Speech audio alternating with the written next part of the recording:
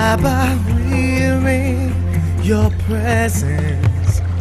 Let it rain. Oh, your rain. Let it fall on me.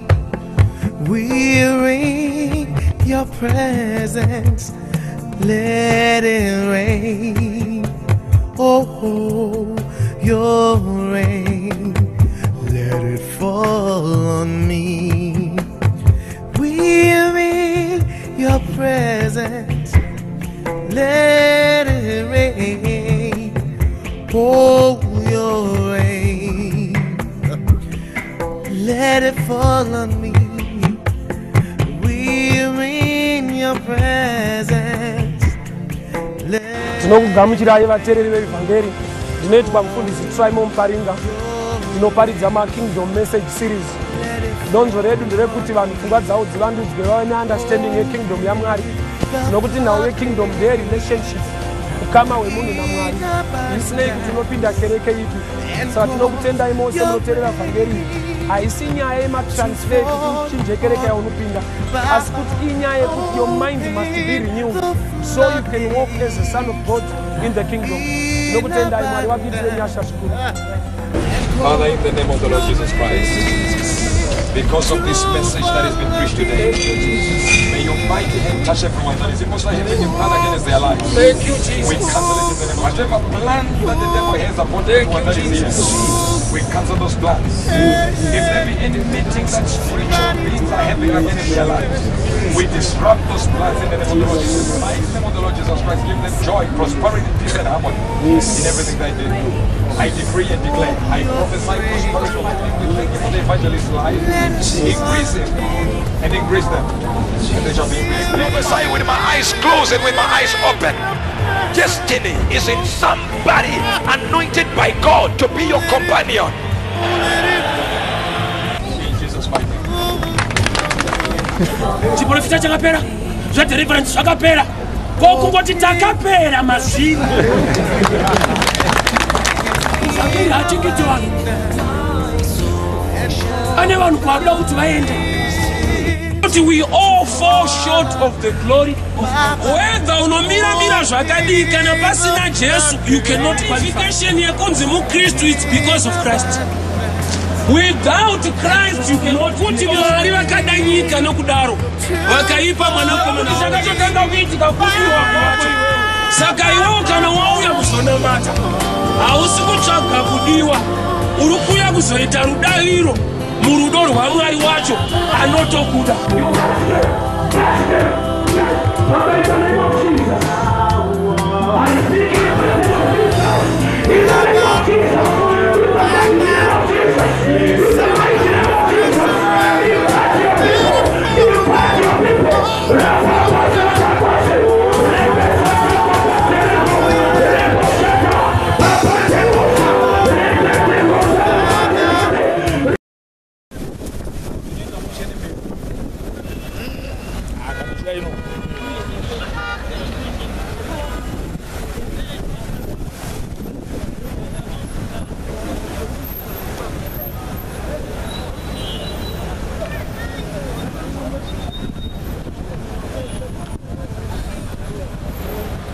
Tenda Mwari zvikuru manherano noremekedza mese muri pano. Mwari wakuitire nyasha. Regai ndishumire evhangeri John chapter 12. John chapter 12 verse 10. Now let me start from verse 9. Then a great number of Jews heard the news that Jesus was there. So they came so that they might see, but also to see Lazarus, whom he had raised from the dead. Now there was a talk among the chief priests, planning to put Lazarus to death. For they said, because of him, a great number of Jews went away and had a belief in Jesus. Let me minister on this note.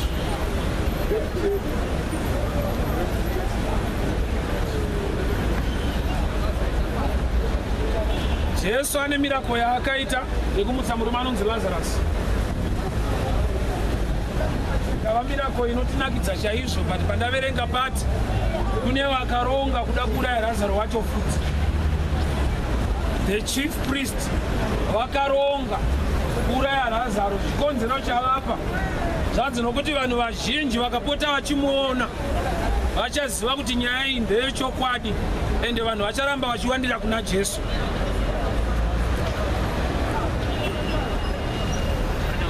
Nda kubata nhau yechinhu chinonzi blessing.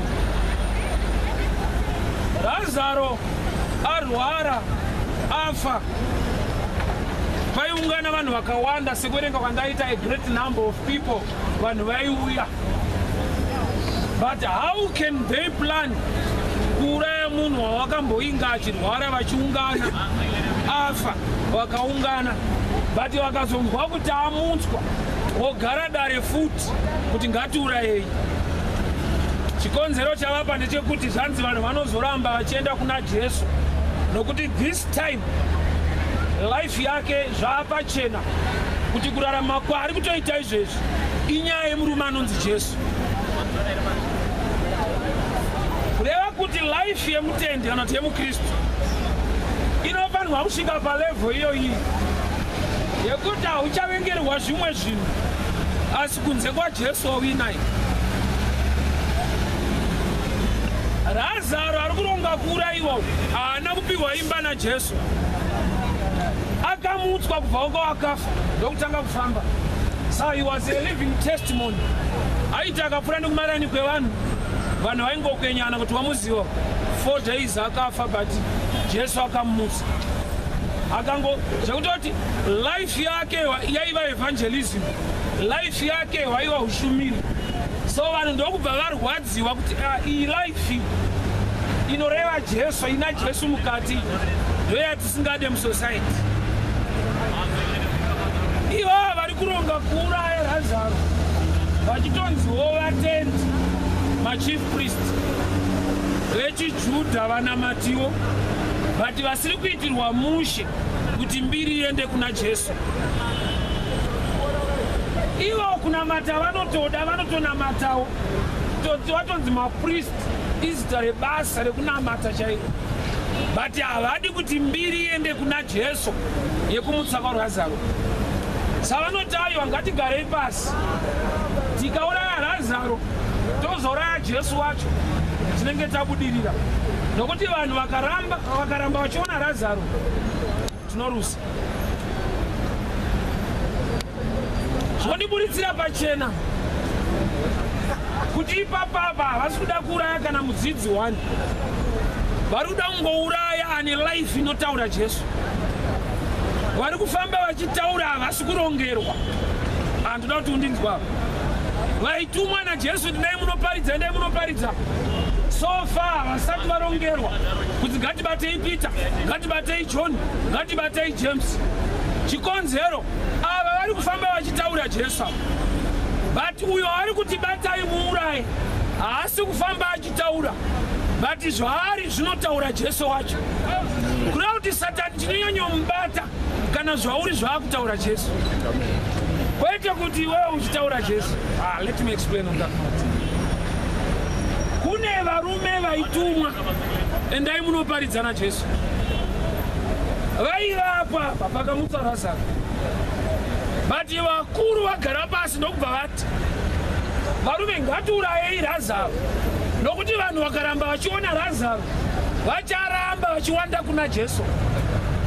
Ko vadi kungoti ngatiurayei Lazaro nevamwe vadzidza, vazviona kuti Jesu wekuita kutaura vanogona kunorambirwa mberi, but uyu manjo even asina kutaura, iyo yekungoti akambofa akamutswa iyoyi. Aya kureva kuti wakaipa haadi kuti Jesu ari pauri atange kuoneka, anoda kuti uitewo kutaura chete, kuti handiri mukristu ndonamata. Kubudirira chaiko kunotaura kuti mwana waMwari ikoko hadi. But I've come to tell you, God will do it. Ivo vachironga kuuraya Lazaro, ndo pandakaona kuti havana kunyatso chenjera. imuchizoti akamutswa naJesu moda kutanga kuuraya Lazaro anomutswa futi.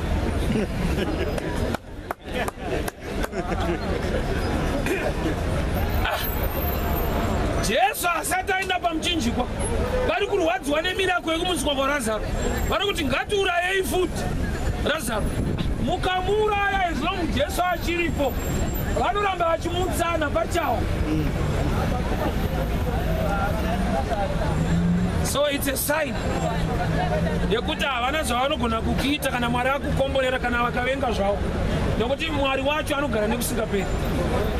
Kana zvatoitwa naMwari chete fara hakusununguka, nokuti kana havana simba racho, nokuti inzwa vari kuti tikauraya Lazaro tozouraya Jesu.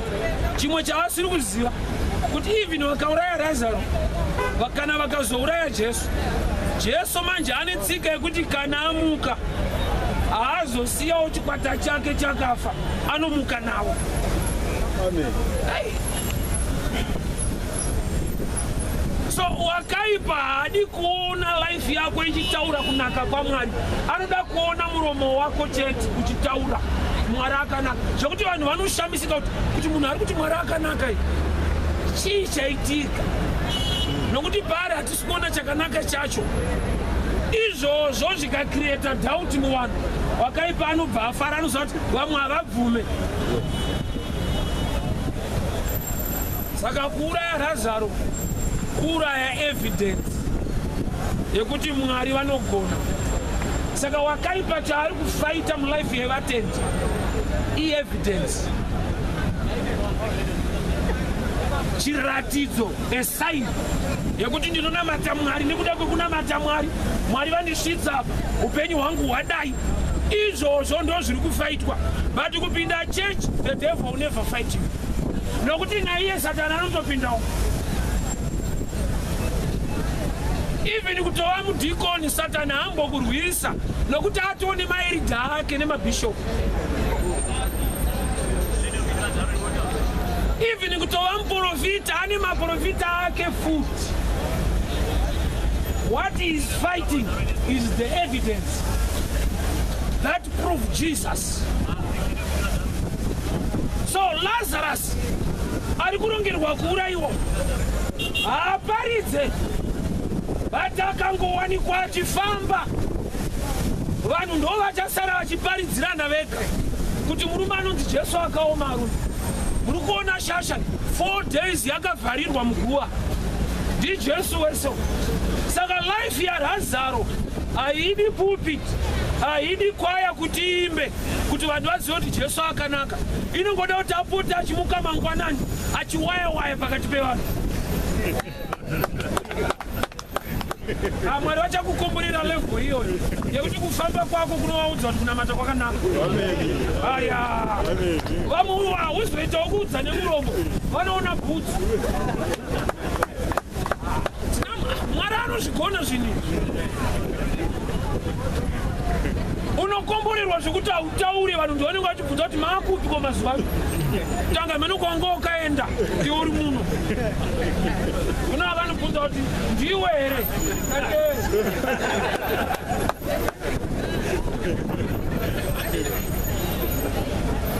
Dai Mwari vaisa evidence mulife yako. Amen.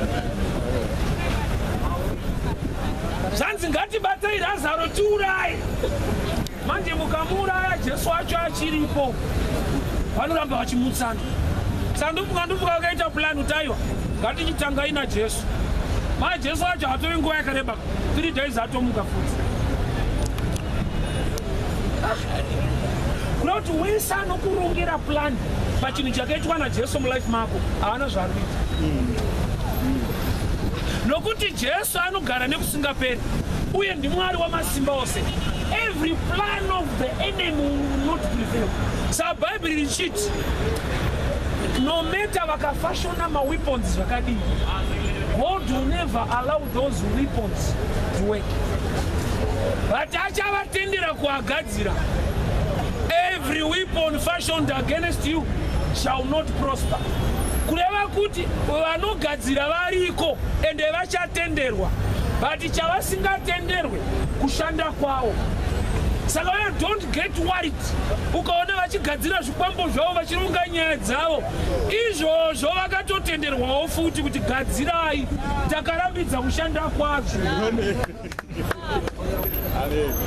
Usaite BP nemunhu akunokutsvagira mushonga iriko ende achatoiwana but simba rayo richabviswa nesimba rawinaro muna Mwari wako.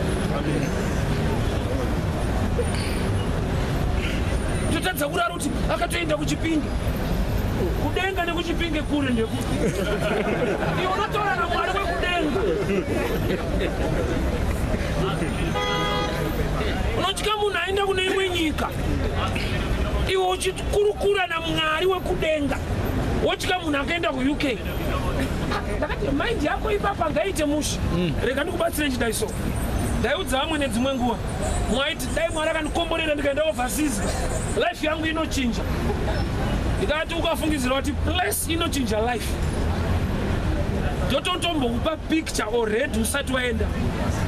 Tora statistics dzeikoko uchaona kuti kuUK kune marovha eko, kuAmerica kune marovha eko, dzenza dzeko dzitori ikoko kudhara. Iwe uda kutoendawo kune vari ikoko vari kutokudikana ikoko kureva kuti nzvimbo iri kutotadza kuvabatsira. So advantage haisi munzvimbo nokuti unombozivei kana kuenda kuAmerica iri overseas zvotoreva futi kuita kuti kudzoka kuno kana uri ikoko chiuya kuno unototi ndiri kuenda futi kuti overseas saka utori overseas. Utori overseas kaizvezvi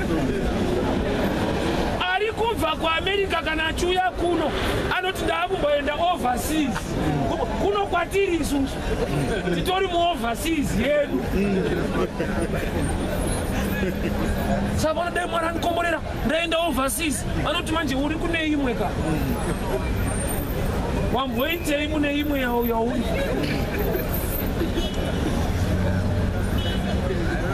Inzwa blessing inorarama mumunhu kwete munzvimbo, inorarama mumunhu no matter nzvimbo yaaenda. That's why inzwa Mwari aiburitsa vana veIsraeri kubva kuEgypt akati nyika iyi ine uchi nemukaka but vane covenant nawo pauchi nemukaka kana vasati vasvika vamwe havauwani. That's why Deuteronomy 10 and 11 Mwari vanotaura vachiti nyika yamuri kuenda ine makomo ane kopa mhangura kureva kuti variko they were not mining at all vanga vasingatomboita mining. Why? Knowledge yo yaiva naMwari akasika nzvimbo iyoyo ende aida kuipa vanhu vake chete kureva kuti kana ukanogara ikoko hauzvizive nokuti anofanirwa kukuzivisa hauna. Hauzive noti kune munhu akakura akafira kwamutare zvokuti ukazosangana naye maakudenga kwamuza kuti kwakazoita ngoda kwenyu handofunga kuti mashura chaivo. Kune mageneration akafa kamuZimbabwe musina Diamond ukatozomudza rakazowanikwa anoti papi obva kwenyu iyo yekuti waivapa zvazviri but usina ruzivo ndo nhamo yacho. Kwete kuti wanga usiri pazviri aiwa ruzivo rwacho rwanga usiri pauri. Munhu anotogara pazviri but kana asina ruzivo pamusoro pezvinhu zvacho hagone kubudirira. So success yaunotsvaka haisi muplace iri mulife yako kana wane ukama naMwari nokuti ndiye anopota achikupa a revelation a divine word to change your life. Genesis 26 inoti Mwari ataura naIsaac yaiva nguva yenzara during the famine. Mwari ndokubva vati gara nzvimbo yainzi Gera, please do not go down to Egypt nokuti vanhu vazhinji vaenda kuEgypt. Unozviziva pakanetsa during the times of Joseph chibage chakawanikwa kuEgypt saka yanga yapattern yekuti kuEgypt ndo kwazviri. Even in our times tine system yekuti pane kwazviri somewhere munguva yedu chaikuna kutoti ndikangowana passport hata asati atomboti Mwari ari kungoti ndikawana passport zvekutoti zvaMwari izvi itori secondary anotozobaritirwa mubhazi macho imo machena anotonzi vanhu vakunamata mubhazi Mwari ari kona iye anga achingofunga passport ndikawana passport ndikaenda ukafamba usina Jehovha izvizai hove mumvura ndo mayo ikabuda inofa but life yehove haisi mumvura inopiwa upenyu kurarama naMwari but Mwari ndokubva aisa principle yekuti iwewe chigara umo zvekuti iyo ikabuda ichiti asini ndinowirirana naMwari inozoshamisika ichioma Mwari ariko asatombona munhu anomerwa kunge Mwari asiko life kuoma zvekuti unofunga kuti Mwari wacho hakuna kunyepa ariko ukabuda mvura unotooma chete so mvura yandiri kutaura ishoko raJehovha ukabuda mushoko rake iye nokuti Mwari wacho muranda weshoko rake haagoni kupindira mulife mako nokuti life yako inofanira kugara mushoko rake nokuti kana iye achipindira mulife yako anenge achipindira mushoko rake riri mauri saka akarishaya haana access. That's why Jesu anoti Satani wakauya kwandiri akashayiwa chake mandiri kuti akatoya kuzoita research kuti hauna hasha dzedu here hauna makuhwe edu here hauna here madhiri edu mukati zvanzi akashaya akarowa pasi not wakaipa haangouya anotanga amboongorora waari kusvikira kuti anomboita nezvei ane zvedu here zvaainazvo. Let me show you something. The Bible says don't give the devil a chance.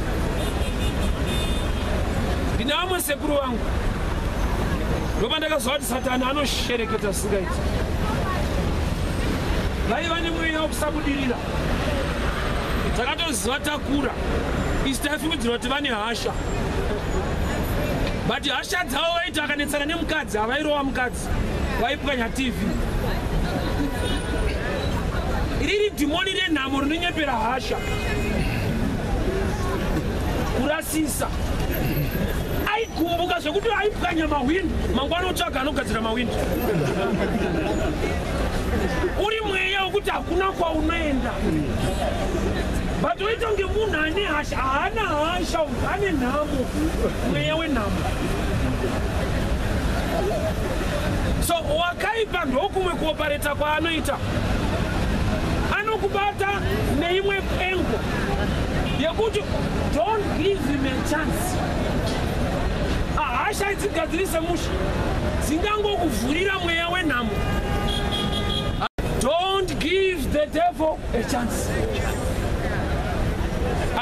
Zvakutoreva kuti haana chance anotopiwa nevanhu sa Mwari ari kutopa vanhu warning ndakona kumupa.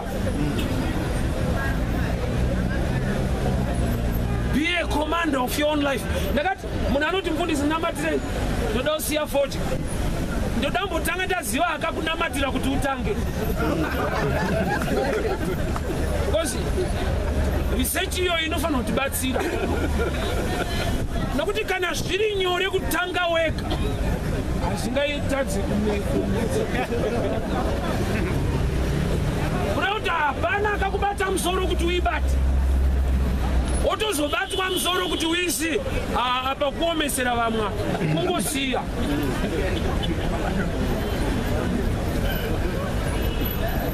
bandofunga munhu anenge aita research kuti pai ndindaingoifarira kuti ndangotamba nayo but pane zvakazondibata zvandandakuguta nazvo ndo zvandakudira pasta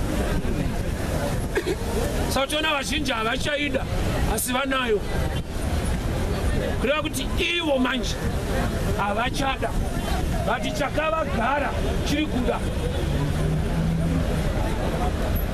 but decision inoramba iri kumunhu iyeyo manje decision nokuti inzwa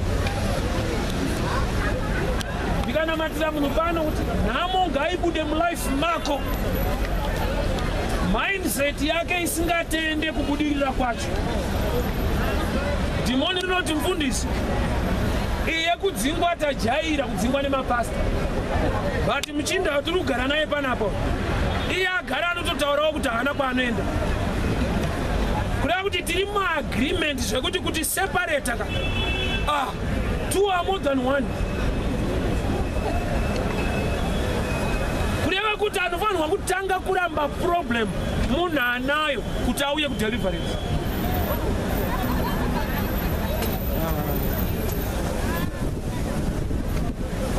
Painodiwa inozvinzwa zvoti mufundisi anopedzisira akunambatira munhu ngazvipere iye munhu wacho mari achingoti kungotraya zvedu izvi ndezvemakore ndezvedzinza zvekuti chinzwa zvinhu zviri spiritual zvinotosenza kuti haiwa muchinda wacho haana kana dhiri nazvo, but mufundisi wacho haana power. Rega ndikudze power hariflowe pese pese. Magetsi anofamba newaya, parabha hafambe, kwete kuti anenge asina power haangodawo kufamba neimomo. Ndo maprinciple epower, kune line zvinofambwa nazvo. So life yemukristu akasararama mushoko raMwari, ndoda kuti ndibatsira vanhu pakudai so. Mukristu munhu anofanirwa kuva achidya shoko raJehovha, shoko rigare mari, kwete rekuita ungoudzwa chete, rekupota achirava achizvinzwawo so. Shoko rikawanda zvanyore kuti uite zvinoparidzwa, nokuti ndikakuparidzira musina chaMwari chiri ikoko mutoro wega unotofunga kuti hazviite. ZvaJehovha zvikashayika mauri zvikangoparidzwa from the pulpit haumbofa wakazviita hazvigoneki, kureva kuti iwewe munhu une right yekuva nenzara nenyota yekururama yekutsvaka Jehovha, kuti shoko ravo rizare mauri ugone kuita sezvavanotaura. Ndaitaura nezuro ndikati iko kunamata kwacho hakuite kuti Mwari abudirire, kunoita kuti vanhu vacho vabudirire. Saka unyazoona kuti favor haiitirwe Mwari kana vanhu vachinamata, favor inoitirwa vanhu. Mwari haadi favor nokuti haachinje. Even paakatanga kunamatwa kudhara kusvika nhasi anoramba achinzi God. Kana vanhu vakashetuka ndiGod hazvichachinja, iye ndokubva atotaura kuti handishanduke. Kana vanhu vakatsanya eite yes haashanduki, kureva kuti isu ndisu tinoshandurwa nekuita ikoko. So ukaona uchiona kunge zvakaoma, ndiwo uri kuda kuedza kuomesa zvako kwete zvake. Nzira dzaJehovha dzakanakira munhu, but ndokunge munhu wacho ndataura chinhu. Unoziva here kuti kune vana vanotomanikidzwa kudya sadza nenyaya yekuda mazimba, zvinovaka muviri chaizvo, anotorohwa kuti azvidye, but zvinooresa mazino anovavarira kunzvenga kutoba mari kudii. Why mwana? Kureva kuti Jehovha shoko ravo ukasakura unoriona richikuomesera ririro rinoita kuti life yako ive right. So zvanzi vanhu vakaronga kuuraya Lazaro, chikonzero is a living testimony, evidence. Ende vari kuronga kuuraya Lazaro, vakuru vechechi, the chief priest, vada kuuraya Lazaro. Spirit iyo even in our times it's irimo. Zvese zvinoita chekunamata, kunamata kune evidence, kunoratidzwa simba raMwari nekudii, kunofaitwa nemachechi. Hakuna bhawa rinopopota neminana imwe chechi. Evidence yaJesu iri kufaitwa. Why? Nokuti Satani wacho anoda kuti tiite Jesu wekutaura kwete kuti zvitaure kuti tinai. Haadi kuti life yedu itaure kuti vana vaMwari avo. Anongoda kuti miromo chete vachiri chiramba, miromo chete kuti chiramba, miromo chete zvese zvichiramba. Anobva azoti zvikadaro kana nyika ikaona inoziva kuti ari kunyeka. Makambani anozviita akatuma representative tenda unotumirira kwakati vanonyatsomushongedzana kumupa kambani ka. Why? Ari kumirira kambani iyoyo. Akauya akapfeka mamvemve ouya kwauri oti kwaita basa ende vanobhadhara zvisingaite. Wobva wati kupi oti kwandiri nini? Iye akabata trouser asina bhandi nemasipasi. Kwandiri kune mari. Unoziva here kuti nyangwe uchida basa hako ipapapa basa unorida but evidence inodarika shoko raari kutaura manje kuti iwe nekubhadhara kwese mozonyima iwe wozotanga inini.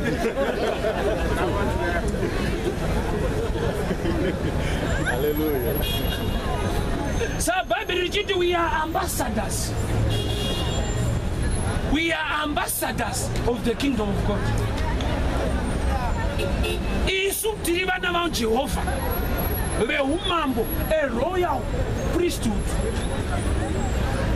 Zvino wakaipa haadi kuti itaurwe nyaya iyoyo. Anoda kuti tive mapriest kwete umambo aya kungonzi priest chete. A royal priesthood.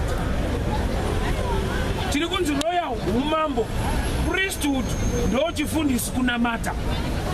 Saka isusu we are both tichinamata lifestyle umambo ichishowa. Sa wakaipa hafaite iye kunamata, anofaita the lifestyle. Nokuti iyo it's easy to minister to many. Life yako ikachinja vekudzinza rekwenyu vamwe hauitokuudza kuti namatai vanotoudzana kuti hatipinde ikwo zvedu zvingaitewo. Sa wakaipa chaari kufaita hakusi kushumira kurarama. Amen. Aiwa ukasvika umusha chiti hama dzangu ngatinamatengi nenguvaendawo panyaradzo ipapo obusungwa ngatinamatengi ngatinabete mwenyu ndiri kunamata wanzi paridiwa mari yeuni kuti manje tonamata matina mari wandoti satonamata wotoshaya mari iyoyi.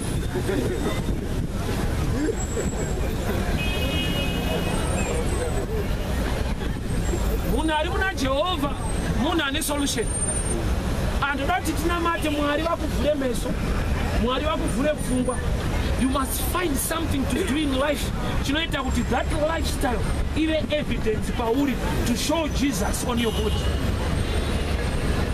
Handizive kuti chibva tinzwa Razaro amutswa kuvakafa, kungofamba kwaaita so vanhu vairwadziwa. Hapana Simoni yabatwa kungowaya vanoti murume uya akaramba achifamba vanhu vanotendeuka. Urayai Lazaro, kwete Peter, kwete James, kwete John. Kuda kuti rikaramba riri pamuromo Satani haagumbuke, but rikaoneka manje, vhangeri rikaoneka pakurarama kwako, ndo vhangeri iro randoziva kuti haari bude. But kana riri pamuromo anoramba achikuvhundutsira kuti pawakabvira. It's high time you must see evidence. It's high time you must see evidence. Kunamata hakusi kutandara. It's a spiritual empowerment to overcome. Vana vaMwari vana vane simba rekuita zvinhu. Nyika ine mamwe masimba ekuita zvinhu panyika. Isu tine simba rekuita zvinhu panyika futi pana. Let me help you on this note. Now we kunamata vanhu vazhinji vanofungidzira kuti ndeyekuenda kudenga. ndakati ipapo ukanzwa uchidaro unenge wakanzwa zvishoma. Kunamata haisi nyaya yekuenda kudenga chete, inyaya ine chekuita nedenga racho rakambouya kuno. Hapairongwa kuenda kana pasina veikoko vakamboronga kuuya uko.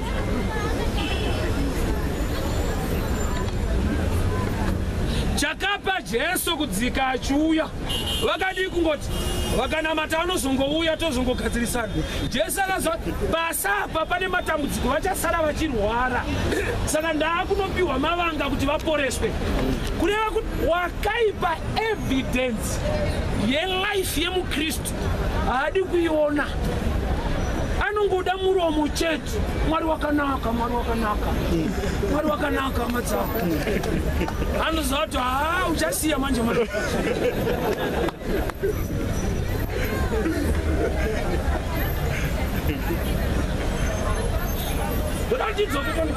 Lazaro akaiwana sei blessing yakadaro yekuti life yake inobva yava evidence yekuti Mwari wakanaka. Bhaibheri rinotibuditsira pachena kuti akarwara, hadzadzi dzake dzikatuma shoko, Jesu ndokuregera kuuya for 2 days, Lazaro ndokufa. Shoko raenda kuna Jesu, Jesu haana kuuya, Lazaro ari kurwara. Jesu ari ikoko ndobva atoudza vadzidzi vake kuti kurwara kwaLazaro hakusi kwekuti afe, asi ndekwekuti mbiri yaMwari ioneke. Lazaro ndobva afa. Zvoita sekunge Jesu haana kuparidza musha. Lazaro kwakufa. Chafira Lazaro kuti Mwari vaite mbiri. Saka chichaitira Lazaro mbiri akaitisa Mwari mbiri.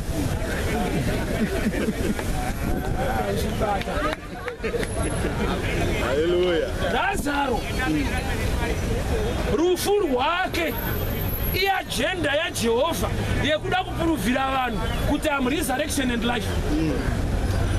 Hambuya vaPita vakamborwara, Pita akataurira Jesu, Jesu akaenda kunovanamatira. Ivavo haisi type yekunzi vanomirirwa kunzi vafe. But kana ari Lazaro, Jesu anonzwa kunzi arwara, oteya ndo mumwe wangu ndovanotiitisa mbiri manje. Kambofa tona tozoenda avigwa. Unoda here kumbovigwa iri plani yaMwari, mozomutswa, ende kana wamuka uchaona kuti vanhu vachaziva kuti wakamutswa zvishuwa. Amen. Lazaro achiberekwa aidiwa nevanhu, achifamba panyika aidiwa nevanhu, but paakafa vanhu vanga vachiri kumuda.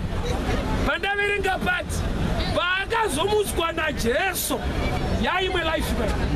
Kureva kuti kana munhu afa anotora death certificate. Saka Lazaro paakamutswa anga akutora futi death certificate. Ameno kana kune resurrection certificate. Zvekuti life yaanga akurarama inenge extra time. Inongotaura kunaka kwaMwari chete. Iyo life ukaichuza kuirarama inongotaurira vanhu kunaka kwaMwari. Mwari vanofadzwa newe. So Lazarus akafa. Kwete kuti chirwere chiri ndo chamutambudza chamuurayaiwa. Mwari vane urongwa nerufu rwake. Ungatenderere Mwari kuita urongwa nekubhuroka kwako apo kapo. Ungobhuroka 3 years. Unofunga kuti Mwari itai mumwe. Inini adangogara ndemari yangu. Yakaitirwa Lazaro ai vashoma wangaibvume kumbofa wozouya kumutsa kuti iye aite mbiri. Kureva kuti nyasha dzaJehovha dzikava pamusoro pelife yako, pese paunofamba hauchavengerwa mota aiwa, unovengerwa Mwari wacho chaiye wawinayo kuti munhu yana marume. Lazaro haisimba kana motikari ari kumakirwa kuwaya waya. Ngone kwari maraiso. Wana kangocheuka zoti hey. Jesu akamuka. Life yake yaita kuti vanhu vazive kuti kudenga kuna Mwari. Life yake yaita kuti vanhu vazive kuti Mwari anogona. Hapana kushumira kwaaita, but kurarama kwake hushumini unogara pakati pevanhu.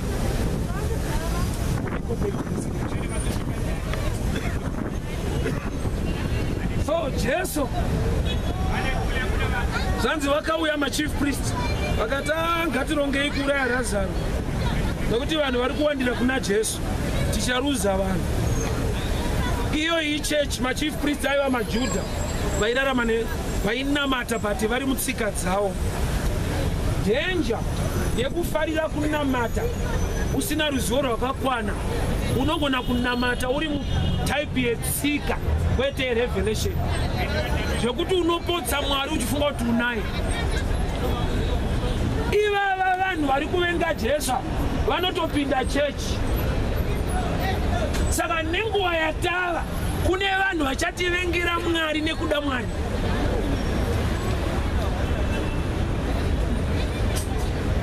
Zvikuru sei pamamiracles. Aiwa minana nyanya mashura church mashura ya Jehovah chaiyo. Church ya Jehovah ndokuita kwayo, ndo proof yekuti Mwari wavo havaiti wokutaura, anenge atoripo. Amen. Takati handidi kupinda kunonyewa Mwari zvotondozoti aringotaurwawo zvake ahapo. Pane pekuti akataurwa ndonoti aripo, asi kunyewa aripo. Amen. Evidence mulife mako Satana hadi sauno sasa manje. Aya ukaona achifaita mkuru wao wokuchechi kwako, asi kufaita mkuru wokuchechi kwako, ari kufaita iwewe, ndoto uziziwe. Ukaona munhu anovenga baba wako iwewe hakude. Ukaona munhu anovenga baba wako oti mzara wako asi right but mfane wewe uripo.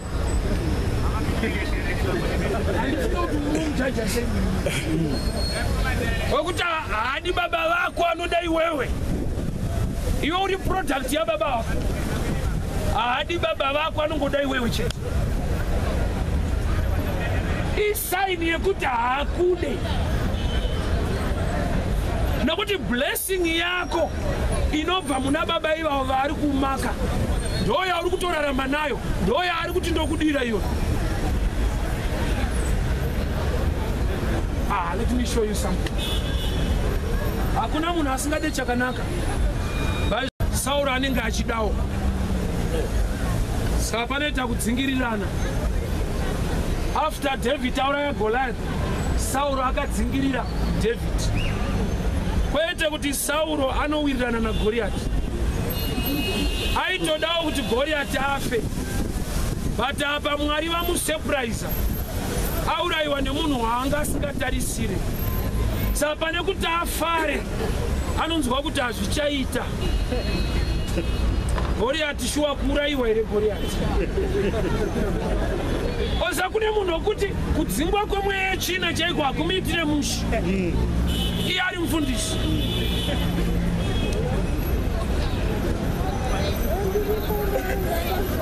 Ndikandikuudze chinhu ichi. Hakuna vanhu vasingatende kumamiracles. Wedza kushayikwa kwawo kana kudii, kutonzi uyu believer. Chakaita kuti utende kunzi unzi muKristu nauya Jesu wacho chaiwo munana akaberekwa nemhandara zvisina murume mukati. Tikakuti zvitsanangure kuti zvinofamba sei, hautsanangure Kurati wakatotanga zveminana iwewo wega pawakati ndotenda muna Jesu. Saka kuzoti urambe nhasi panoti netsei nokuti ndo foundation yekutenda kwako. Foundation yemuKristu is a miracle. Jesu akaberekwa nemhandara zvisina murume mukati. Izvozvo zvisina anogona kutsanangura. Izvo hazvina kuenderwa paredhiyo ba. Mune shuwa here kuti mhandara iye yakangobereka mune shuwa. Nekumaredhiyo akabvuma foundation yechiKristu. But kuti foundation ichibereka maproducts ayo.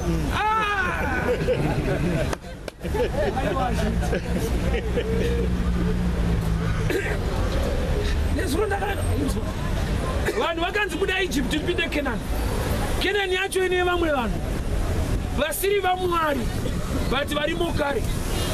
Kureva kuti wakaipa ndo zvaakaita. Akafanopinda muzvinhu zvevana vaMwari.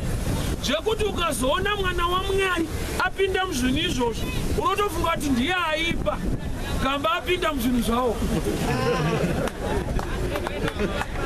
Vanhu hazvivarwadze kunzwa kuti Tuku ane Benz, but kunzwa kuti pastor ane Benz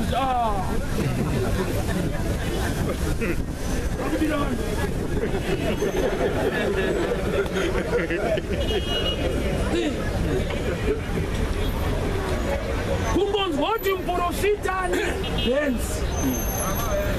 Kombi inobva pano unosvika kuwadzana iri debate. Anoita Benz sei, achiitengerei, ine basa rei, ngaapenherera.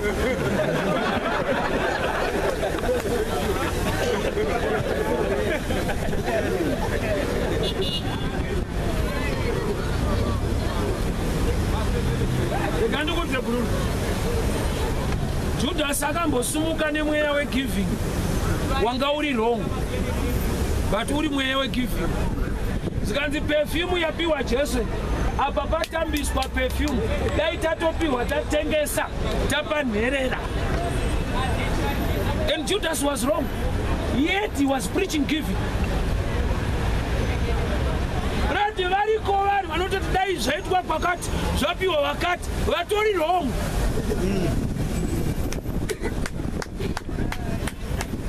Anoti mota 4 ngatengese 3 apenherera.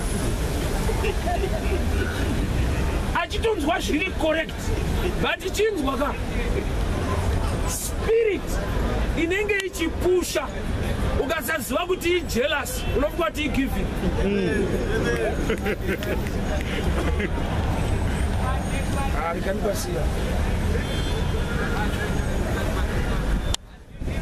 So Canaan ine vana vana, but iri promised the land yevana veIsrael. Saka kuzowana mwana weIsraeri arimo achidya muzambiringa hakusi kurasika kuziva zvinhu zvawo. Church must wake up kuti izive kuti nyika nekuzara kwayo ruoko rwaJehovha. Nyika ingaiye kereke nokuti ndo vana vaMwari wacho muridzi wenyika. Amen.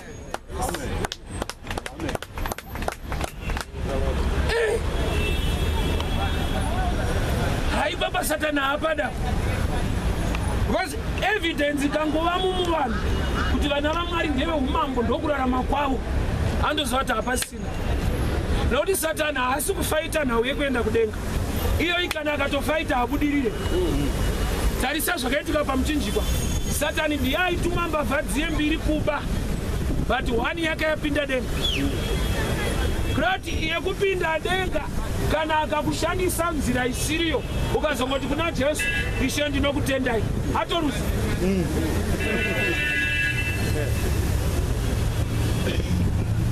Yekupinda denga kungokamutira Jesu sashe uye mponesi weupenyu hwako. Saka wakaipa anotoziva kuti apa ndibudirire panhau yeheaven. Chandingatofaita inhau yelife on earth. Chechi ndokubva yabatwa kumeso kunzi apano ndepenhamo rugare kudenga.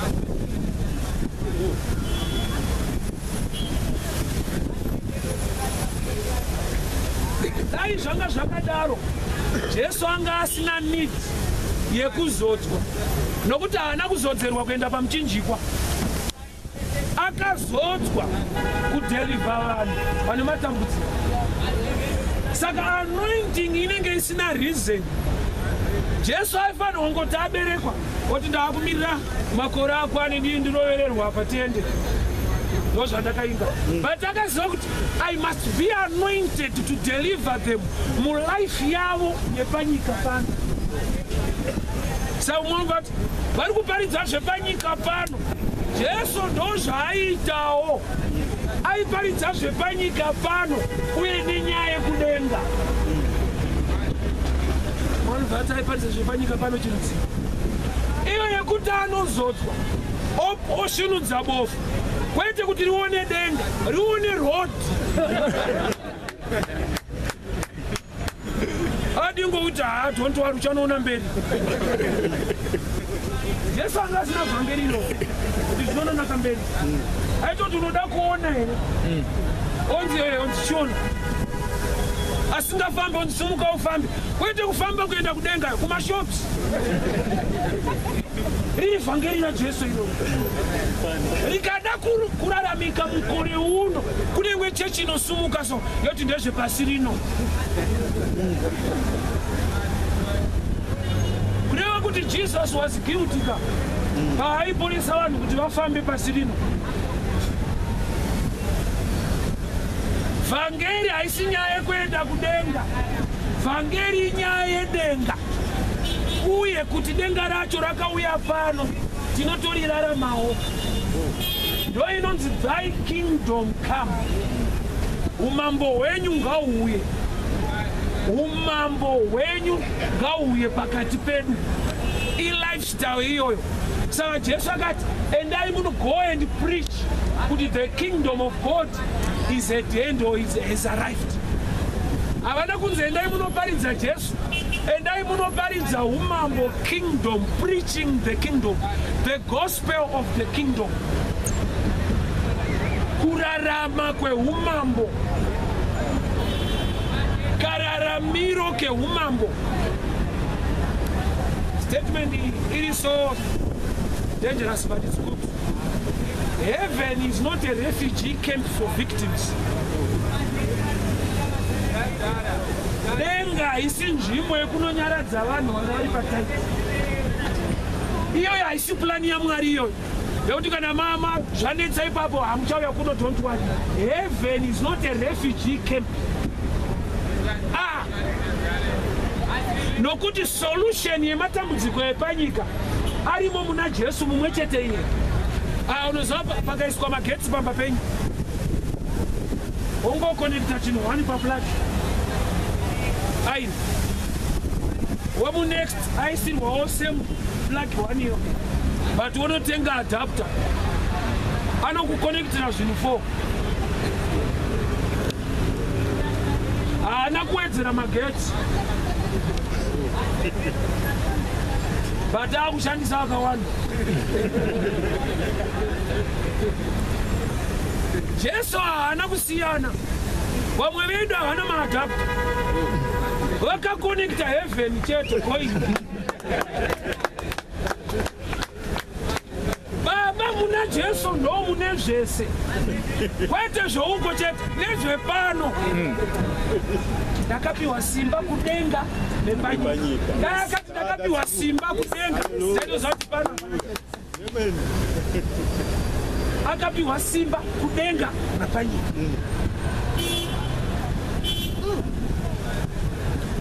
Evidence yemuKristu haidiwe. Sawakaipa vhangeri unoita kuti munhu ave neevidence. Anorifaita, anosiyareta kuti urambe uchitaura. Tiri kunamata, zvinoita. Kuti zviite manje.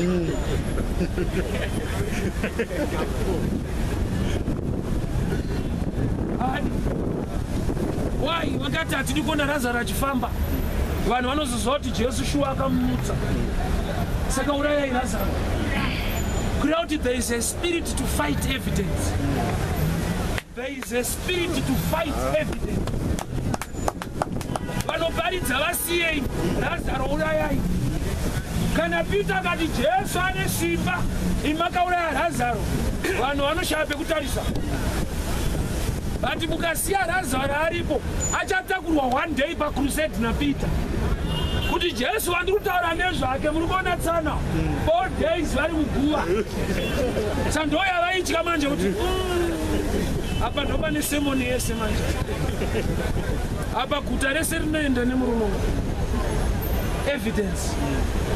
Evidence iyoyo haidi kuonekwa.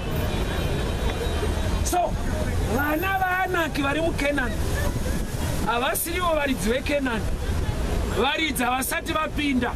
Saka ndo problem yatinayo. Hamentopinda rini? Tiri kutorwa 40 years tiri kure nesuccess, tiri kure nekubudirira, tichingoti tiri vaMwari, tichingona shongo yegore. Shongo yegore, destiny chaiyo shongo regore riri kuvatungamirira kuti vasvike. Haisi decoration, ilight pamusoro peupenyu hwavo kuti vagone kufamba vasvike kwavanzi vanofanirwa kusvika.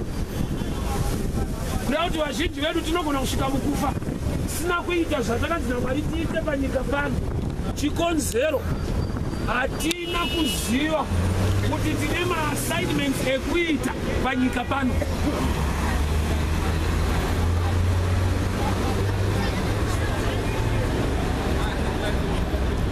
That's why neimwe nguva Jesu akuda kuenda kunorerwa pamuchinjikwa. Chechi yakashaya revelation yeresurrection. Chechi chaiyo. Nokuti Jesu ndiye akamutsa Lazaro, but ndiye anga akuparidza kuti ini ndikafa ndomuka. Saka vanhu vanga vakudhauta kuti iwe uriwo unomutsa, wozofa iwe womuka wega. Saka kunzwa kunosiyana. Saka ndofunga vadzidzi vaingoti iye haiite manje. That's why even paakarovererwa Jesu anaPeter vakadzokera futi kufishing. Nekutumwa kwese kwavaita vachiona kuti Jesu apa muchinjikwa muguva kudhamu. Jesu achitomuka muguva John 21 akatoenda kudhamu aitoziva kuti handava kutamba manje havamboinzwisisa. Saka pane nguva yekuti kuita kwaMwari kunotadza kunzwisiswa nechechi yaMwari. Tinopedzisira taakudhamu tamira vhangeri. Why? Nokuti tinofunga zvakatofa zvakapera. Vana vaAnaki ndo vaigara muKenani kunge varidzi. Unoziva zvinhu zvine vanhu venyika havasi varidzi, vakafanobata, ende vamwe vacho vakatobatiratu zvachose nokuti varidzi vacho havachauya.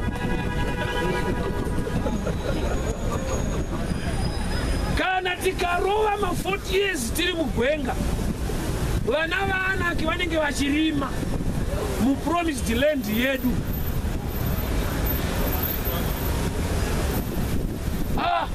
Iyi message inomuka wakainzwa unoisa pesi kuti ukasike kusvika munda mako. Mwana waAnaki asati ari magore rechipiri. Why? Nokuti waziva kuti ndezvako kwete zvake. Arimo kwete nekuti ndiye akanzi avemo, arimo nokuti iwe hausiko. So wakaipa akafanobata zvinhu. Why? Nekuda kwekuti Adamu atengesa, aluza dominion, wakaipa akatora. So Jesu auya nerestoration. Munhu kuti uchizviwana wakutoda revelation how to walk the way to get it. Nokuti haungo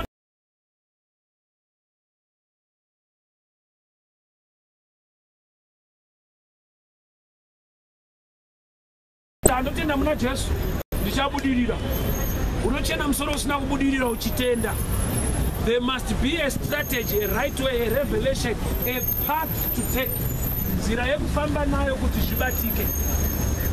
Ani munoziva munhu anoraura kana achida kunobata fish haatanga ananga kudemonstrate, anotanga atsvaka mafishing worms. Iye haadye maworms, anodya fish, but anotanga atsvaga zvaasiri kuda kudya. nokuti anoziva kuti zvandisiri kuda kudya ndo zvinondiwanisa zvandoda kudya. Akaignore mafishing worms akananga straight kudhemu haabate. Kurati nzara isina strategy inoramba iri nzara vakuru.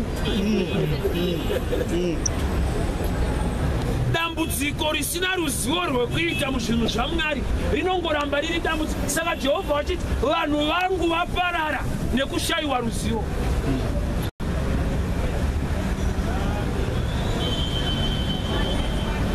Idzo hove fishing worm ikangoiswa pachiredzo ikakandwa, mind yehove haitombozivi kuti mune waya, but ukakanda waya isina fishing worm ipapo inotoziva kuti iwaya.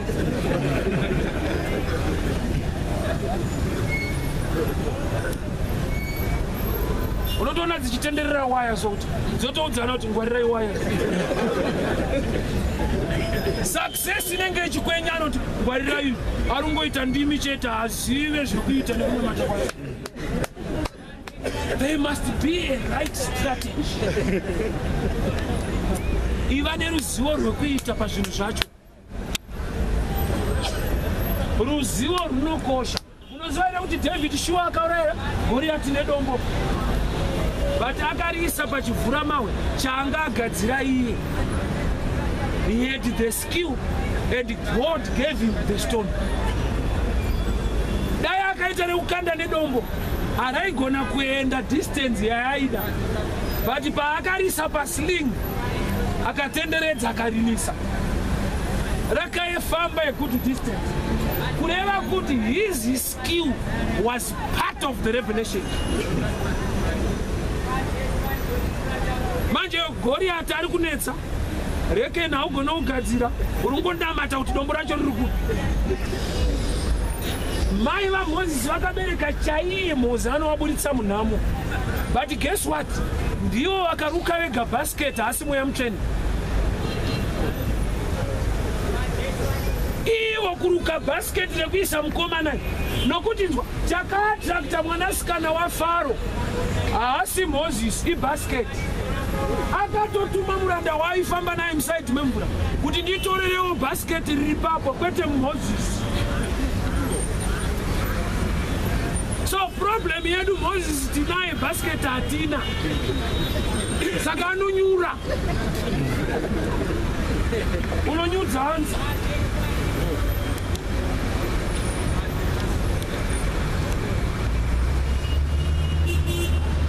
Vanhu vanosvika paRed Sea varoti kuna Mozisi, unei muruoko? Kuroti munhu wese mumaoko make mune chinhu, mune gift irimo. Iyoyo vese paunofesa challenge, paunoti Mwari ndibatsirei, vanototi aiwaka iwo ukaziva zvauinazvo ndopa ndichakudza kuti ita so. Mozisi ndiye aiva netsvimbo yese, but Mwari ndo vakamudza kuti tambanudza tsvimbo. Not even Mozisi akava muridzi wetsvimbo azive kuti inoshandei. Sati nevanhu vane zvipo vasina Mwari anotaura. Tinokutendai nekuteerera vhangeri. Mazviita ini Mwari vakukomborerei, vakuitirei nyasha. Mazviita